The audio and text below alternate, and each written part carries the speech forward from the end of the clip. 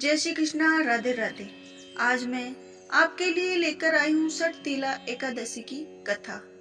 भगवान श्री कृष्ण ने श्री मुख से एकादशियों का महत्व सुनकर श्रद्धा पूर्वक उन्हें प्रणाम करते हुए अर्जुन ने कहा, हे केशव, आपके श्री मुख से एकादशियों की कथाएं सुनकर मुझे असीम आनंद की कृपा प्राप्त हुई है। हे मधुसूदन, कृपा कर अन्य एकादशियों का महत्व सुनाने की अनुकंपा करे।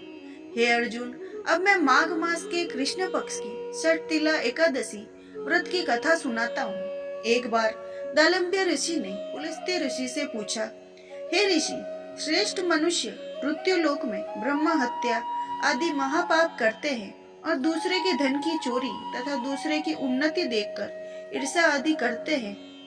ऐसे महान पाप मनुष्य क्रोध, ईर्ष्या, आवेग और मूर्खतावश करते हैं और बाद में शोक करते कि हाय, हमने क्या किया है। महामुनि, ऐसे मनुष्य को नरक से बचाने का क्या उपाय है?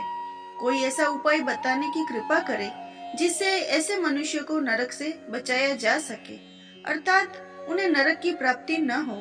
ऐसा कौन सा दान पुण्य है जिसके प्रभाव से नरक की यातना से बचा जा सकता है? इन सभी प्रश्नों का हल आप कृपा पूर्वक बताइए। दालम्य ऋषि की बात सुनकर पुलस्त्य ऋषि ने कहा, हे मुनि श्रेष्ठ, आपने मुझसे अत्यंत ग्रस्त प्रश्न पूछा है। इससे संसार में मनुष्यों का बहुत लाभ होगा। जिस रहस्य को इंद्र आदि देवता भी नहीं जानते, वह रहस्य मैं आपको अवश्य ही बताऊंगा। माघ मास आने पर मनुष्य को स्नान आदि से शुद्ध रहना चाहिए और इंद्रियों को वश में करके तथा काम, क्रोध, लोभ, मोह, ईर्ष्या तथा अहंकार आदि से सर्वथा बचना चाहिए। पुष्प नक्षत्र में गोबर, कपास, तिल मिलाकर उपले बनाने चाहिए। इन उपलों से 108 बार हवन करना चाहिए। जिस दिन मूल नक्षत्र और एकादशी तिथि हो, तब अच्छे पुण्य देने वाले नियमों को ग्रहण करना चाहिए। स्नादि नित्य कर्म से देवों के देव भगवान श्री हरि का पूजन व कीर्तन करना चाहिए। एकादशी के दिन उपवास करे तथा रात को जागरण और हवन करे और उसके दूसरे दिन धूप, दीप, नैवेद्य से भगवान श्री हरि की पूजा अर्चना करे तथा खिचड़ी का भोग लगाए। उस दिन विष्णु को पेठा, नारियल, सीताफल या सुपारी सहित अर्घ अवश्य देना चाहिए। तदुपरांत उसकी स्तुति करना चाहिए। हे जगदीश्वर, आप निराश्रितों के शरण देने वाले हैं। आप संसार में डूबे हुए का उद्धार करने वाले। हे कमल नयन, हे मधुसूदन, हे जगन्नाथ, हे पुंडरीकाक्ष, आप लक्ष्मी जी सहित मेरे इस तुच्छ अर्घ को स्वीकार कीजिए।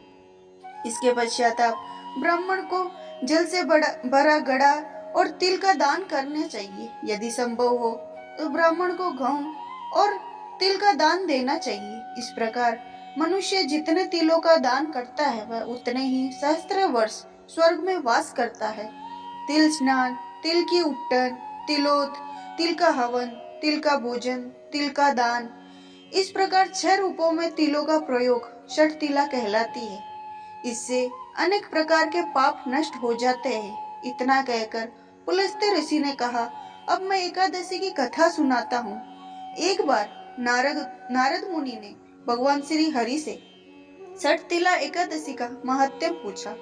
वे बोले, हे प्रभु, आप मेरे प्रणाम स्वीकार करें। षटतिला एकादशी के उपवास का पुण्य क्या है, उसकी क्या कथा है, कृपा करके मुझे कहिए।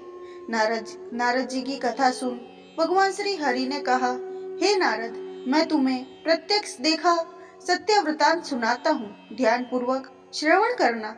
बहुत पहले मृत्यु लोक में एक ब्राह्मणी रहती थी। वह सदा व्रत उपवास किया करती थी।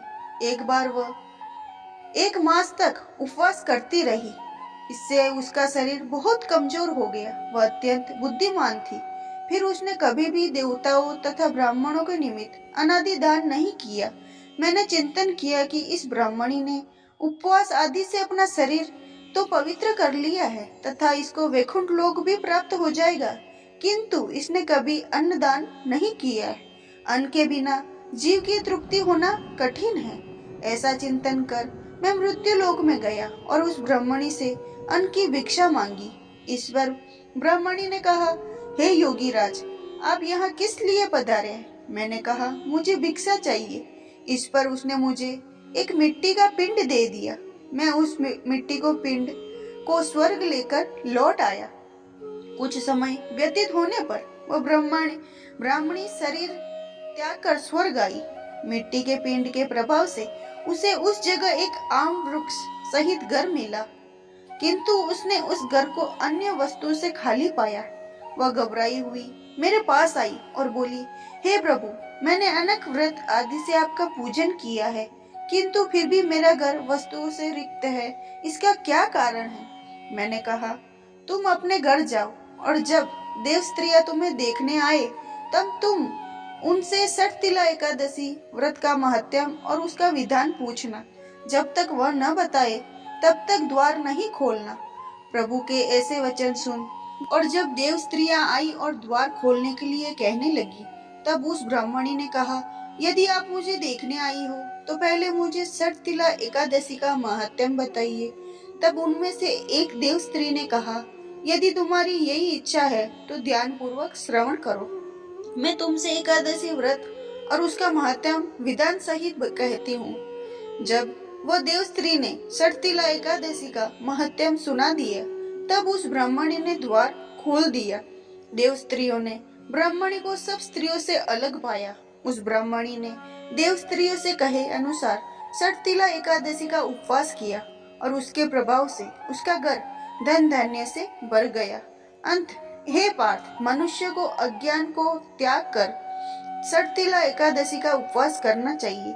इस एकादशी व्रत के करने वाले को जन्म जन्म की निरोगता प्राप्त हो जाती है।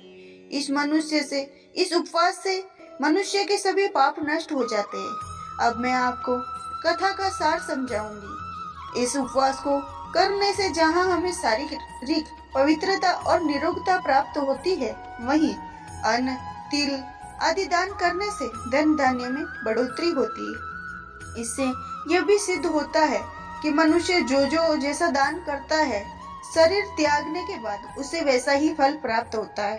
अंत, धार्मिक कृत्यों के साथ हमें दान आदि अवश्य करना चाहिए। शास्त्रों में वर्णित है, बिना दान किए कोई भी धार्मिक कार्य संपन्न नहीं होता। और ये कथा यही समाप्त होती है। अगर मेरी कथा अच्छी लगी हो तो मेरे चैनल को सब्सक्राइब करो और मेरे वीडियो को ज्यादा से ज्यादा शेयर करो। आपका बहुत बहुत धन्यवाद।